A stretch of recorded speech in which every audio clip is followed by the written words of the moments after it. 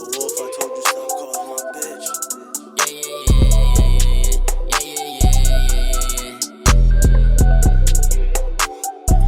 What's good, YouTube? Today we got why men today are less masculine than the men of old from the roommates. Came out 3 days ago. Y'all know I've been reacting to a lot of these podcasts, man. It's gonna be more. I've been trying to.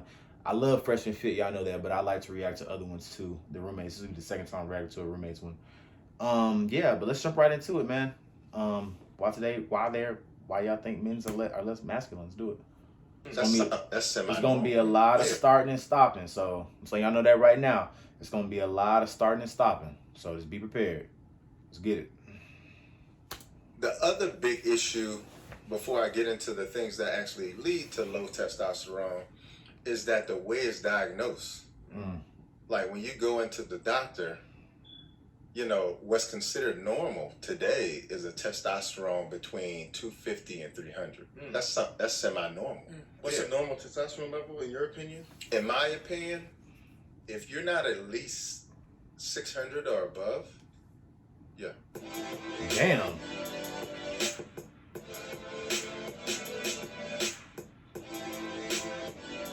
Manhood course.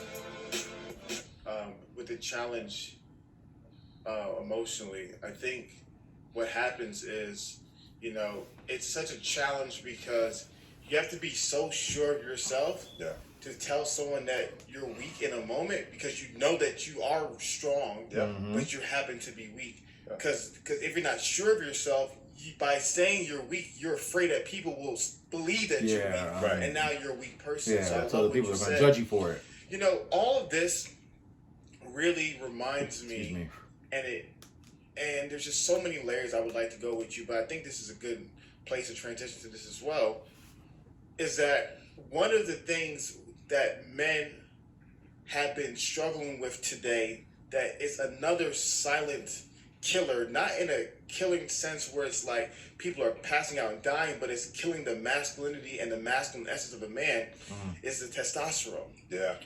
And there is a lot of people talking about testosterone today that we're not talking about it within the past 20 or 30 years. Yeah. And so what are some of the challenges that men face with testosterone, and what are the difference in testosterone levels from the past and the ones that are today? Man, it is a huge shift in what things were.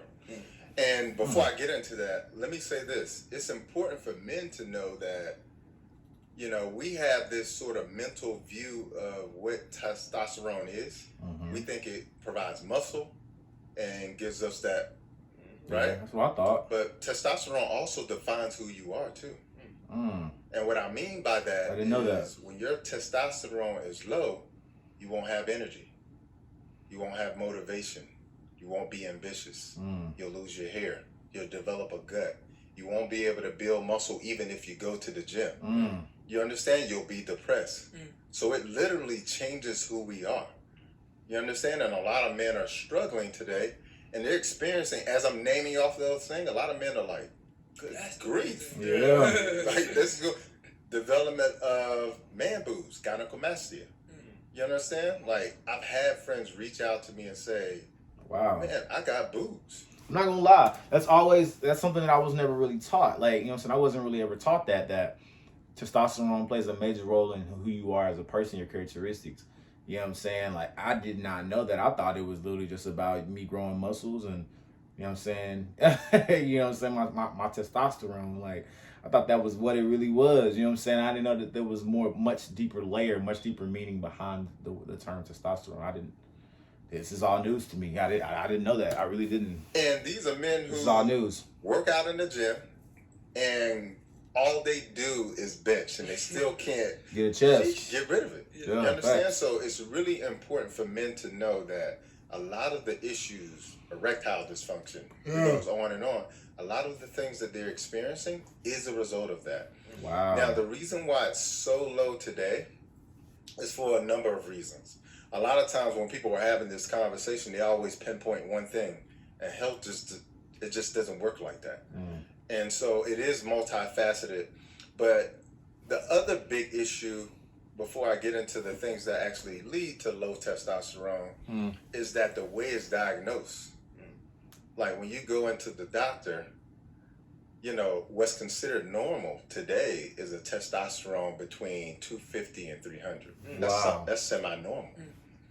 That may be normal, but that's subtherapeutic. And what I mean by that is, you will not get the effects of what a normal testosterone would have. Yeah. Meaning, you won't develop a belly. You can't develop muscle. You won't be depressed. You will have motivation. You will have ambition. So having that low number that they consider plays a normal major is a role. big part of the issue too. So when men go in and they have a testosterone of 350, they think it's good. They're like, well, your testosterone is fine. It's on the lower end, but you're fine. They don't address the issue. Yeah. So that's a huge part of it, right? Okay. People be misdiagnosed. In my opinion, if you're not at least 600 or above, that's crazy. Yeah. And it's multifaceted, because I can test your testosterone and it be 600, but you could be converting a lot of your free testosterone into estrogen in the body because you have a lot of fat. And when you have a lot of fat, there's an enzyme called aromatase. It converts your testosterone into estrogen. Wow. That's why men will develop man boobs, gynecomastia.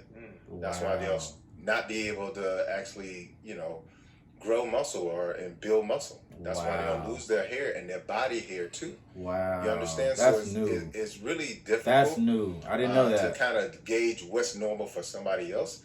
But like, I was having a conversation with my friend, and you know, I was telling him my testosterone was 850.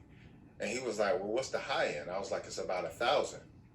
And he was like, you know, how often do you see somebody with 1,000? I was like, it's rare.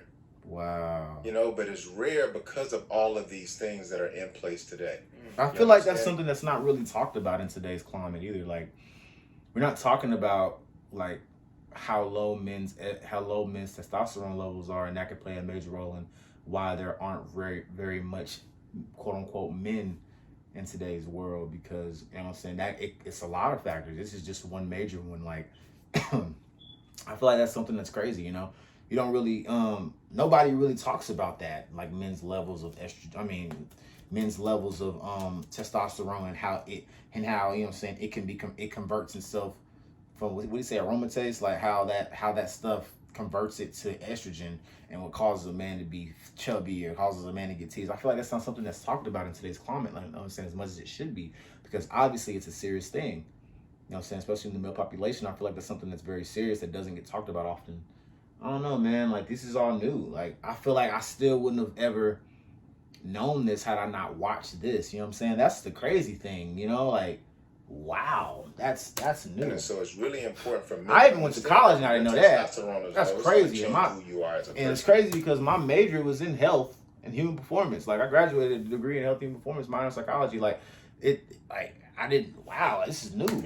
You understand? So I think let's talk about some things that. Yes, please. That's my question. The testosterone will get low. One of the most dangerous things that will lower your testosterone is this belly. When you develop a belly, that says a lot of things about your health. Yes. But one of the things that it's saying is that you have a lot of fat in this area. It's called visceral fat. Now, the fat that's on your arm that you pinch here, that's called subcutaneous. That fat isn't as dangerous and it's easy to get rid of. Yeah. But this fat here is very difficult to get rid of. Hard to get rid of. And it's very toxic to the body. It literally is a living organ releasing toxins to the body. Wow. Okay? That's a crazy way to put it. Yep. And it also, like I mentioned before, it will start to create estrogen in the body too. And the important thing to understand is, as this fat grows in this area, it's putting pressure on all the organs, the vital organs in this area. Wow. Not just your gut, but your heart, your liver, your kidneys, your reproductive organs. Wow. Okay? So as that belly drops, it's pushing down on your reproductive organs. Wow. So then men start to get erectile dysfunction. Wow. Because you can't get blood flow with all that pressure being pushed down. Make sense? Yes. So it's important to get rid of that belly fat, and a lot of times people will call it a beer belly. Yeah, or dad bod. Yeah, but the reason why they call it a beer belly is because alcohol will actually produce fat and estrogen in the gut. Well, that's why I don't So drink. it literally Good is thing I don't drink. beer belly because hops that is used in beer produces estrogen. Wow. I stopped. Yeah. You know, and again, like this is no judgment. Like this is all about education. But the belly is one of the things. Stress. It's a major Stress thing. will produce cortisol, which is a stress hormone. It will produce adrenaline, but mainly cortisol. Okay. And what's really important to understand is that as you're producing these stress hormones, you have to remember testosterone is a hormone too. Mm-hmm. So instead of using the healthy fat, because that's the backbone of all hormones, instead of using the healthy fat to actually make testosterone, you're making stress hormones. So that will lower your testosterone as well. Wow. Man, I'm over here pinching my arm. Oh, me, like you really it really makes you sit and think like, So wow. what are the healthy ways that men can boost their testosterone? What do they need to do? Yeah. Step 1 through whatever 100. Yeah, so one of the most important things is changing how you eat. Yeah, your eating habits. Like, that's a people real think thing. that meat is manly, but it can lower your testosterone. Like I said before, a lot of the meat that you're eating has hormones in it. Okay, those hormones aren't testosterone. Okay, a lot of times it's estrogen. So you're eating estrogen. Oh my Okay, God. you're eating antibiotics, which kill the good bacteria in your gut. Wow. You're eating, also, a huge array of other things. Well, honestly, a lot of that stuff I did know. Like a lot of this stuff I did know what he's saying, but it's still like, just like when it all comes full circle and you really just hear it all like together, like the way he's putting it, you be like, damn, like wow, shit. I thought I ate okay, you know what I'm saying? I have a good little, you know what I'm saying? I be eating what I want, but at the same time, like, I could eat a lot better and shit. This is videos that's starting to make me just want to do that. You feel me? Like real shit. And the genetically modified corn that I mentioned before. So eating a lot of meat, which is also going to contribute to this gut because meat just doesn't digest like veggies do. Hell no. And so it's going to make this gut bigger. As this gut gets bigger, it's going to produce more fat. More fat is going to produce more estrogen. So eating healthy, making sure that when you look at your plate, like I know all men aren't going to go plant-based. Hell no, it's hard. I would urge you to. Yeah. But when you look at your plate, the meat needs to consist of a very small portion of your plate. It needs to be veggies on your plate. We talking about 6 ounces, 8 ounces. Man, I'm talking about less than this palm. Wow. Oh, you talking like 4? Yeah. I'm just trying to measure what we got going on. So eating healthy is a vital part because, the other real issue is that also 70% of the foods in the supermarket are processed. Oh yeah, hell yeah. You look at that label, it looks like chemistry, bro. Yeah.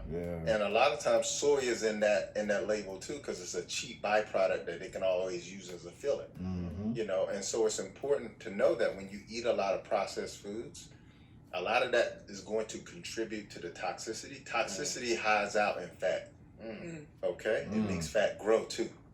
Okay? Fat grows, estrogen grows.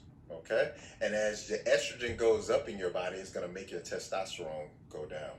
Wow. Okay? So, and, those are the primary things. I mean, there's a long list, but if you address those things, I think that's the beginning part of the journey. So, wow. Well said, man. I'm not sold on the meat. I'm listening to you. I'm letting you share. Letting you have the platform. I'm listening because I really wonder in regards to the testosterone conversation. 250 to 350 being normal, and you believe normal should be 600. Yeah. It's almost cut in half. Do you think the number one thing that's causing that Think of that difference. He's saying that 300 to 350 is considered a normal testosterone, albeit on the low side, a very normal, normal level. And he's saying that it's 600, which is damn near cut in half. So you gotta look at it like, how different would your body be if your testosterone was doubled in us than what it normally is. So the average person, 300, 350 are normal. So say it was doubled. How differently would your body be? How differently would you be? How differently would your sex life be? How differently would your health life be? Your wealth life? Like, how differently would you view things? How much more positive would you be about things? Because all of that plays a major role in how you are every day in your day-to-day life. You know what I'm saying? How much would you stress less? You know what I'm saying? Like, it makes you think, like, damn, what if it was 600? What if it was at the same level as his and 800? You know what I'm saying? Like, how much different? I mean, how much different would the average person be? How much different would the men in today's society be? How much different, you know what I'm saying? How much different would these conversations be that these podcasts are having if the males were actually like how they used to be of old? Like, it makes you just really sit and think. Like, that's That real. sharp dip is food. Yeah. Well, you gotta think about it. To make any hormone, you need healthy fat. Mm-hmm. You need enzymes. You need nutrients to be able to make it. And a lot of our hormones are made in organs. Okay, those organs have to be healthy. You understand? They're made in glands. They have to be healthy. You see what I'm saying? So it's